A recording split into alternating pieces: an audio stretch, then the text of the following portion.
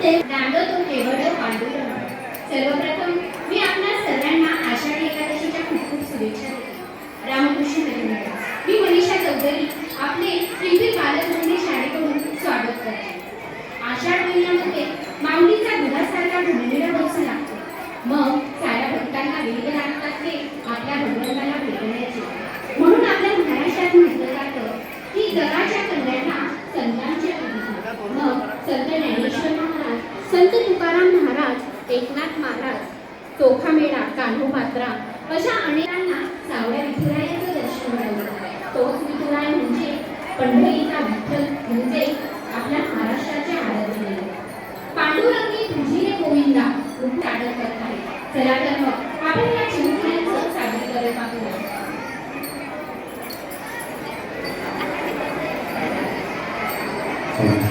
एकदा पुंडलिक नावाचा एक भक्त पूर्ण निष्ठेने आपल्या आईवडिलांची सेवा करत होता. एके दिवशी पुंडलिकाला दिसले की गावातले लोक काशी यात्रेला जात आहेत. मग त्यालाही वाटले की आपणही आपल्या आईवडिलांना घेऊन काशी यात्रेला जावे. मग तो घरी जातो. आलास पुंडलिका? हो आई. काय झाले बाळा? गावातले लोक काशी यात्रेला जात आहेत. आपल्याला पण जायचे आहे. तुम्ही चलणार का? हो हो, आमचे भाग्यच दूर आहे. आम्हाला तुझ्यासारखा पुत्र लाभला. चला आई बाबा, आपण तयारीला लागूया.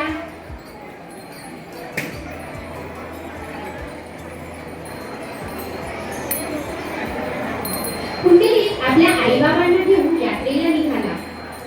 यात्रेला जात असताना पुंडलिकाला संध्याकाळ होते व तो रस्ता चुकतो.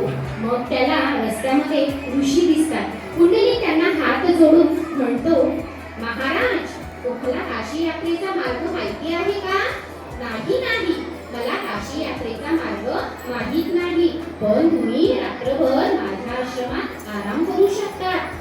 माझ्यासोबत माझे म्हातारे आई वडील पण आहे. चालेल का तुम्हाला? हो हो चालेल, तुम्ही आता आश्रमात आराम करा. चला आई बाबा, आपण आश्रमात जाऊ.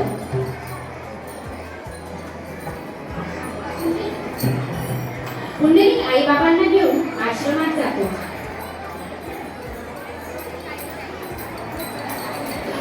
पुंडलिक रात्री आपल्या आई बाबांची पूर्ण निष्ठेने सेवा करत असतो. तेव्हा त्याला भेटायला भगवंत येतात. मी आता पुंडलिकाची परीक्षा घेणार आहे. ए पुंडलिका, ए पुंडलिका, कोण आहे? मी पांडुरंग, तुला भेटायला आलो आहे. मी माझ्या आई वडिलांची सेवा करत आहे. ते झोपतील तोपर्यंत तुम्ही या विटेवर उभे राहा. ठीक आहे पुंडलिका, मी तुझी वाट पाहतो. पुंडलिकाने दिलेल्या विटेवर भगवंत उभे राहतात. आई बाबा झोपल्यावर पुंडलिक बाहेर येतो व बघतो की भगवंत आपले हात कमरेवर ठेवून विटेवर उभे आहेत. पुंडलिक भगवंतांना हात जोडून म्हणतो, देवा, मला क्षमा करा. तुम्हाला माझी वाट पाहावी लागली. मी माझ्या भक्तांसाठी किती वेळही वाट पाहू शकतो.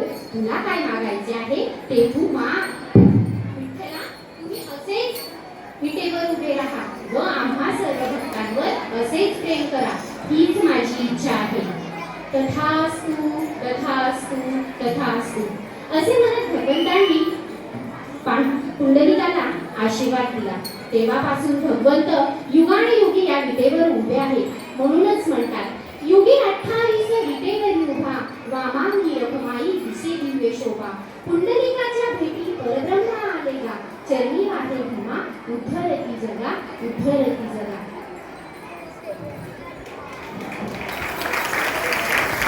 चला तर मग आपण सर्व हात जोडून भगवंताला विनवूया.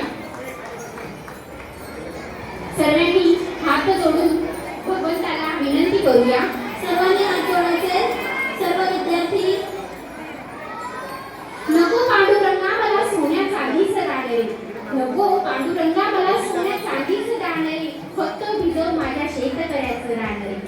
कमरेवरचा हात काढून आभाळाला लाव तू, कमरेवरचा हात काढून आभाळाला लाव तू, दगडांना थोडं हलवून भिजव सारं रान. मोह नको, अहंकार नको, नको कसली कपटी यंदा भरभरून पिकू दे माझ्या शेतकऱ्याचं रान, माझा शेतकऱ्याचं रान. बोला पुंडलिक वरदे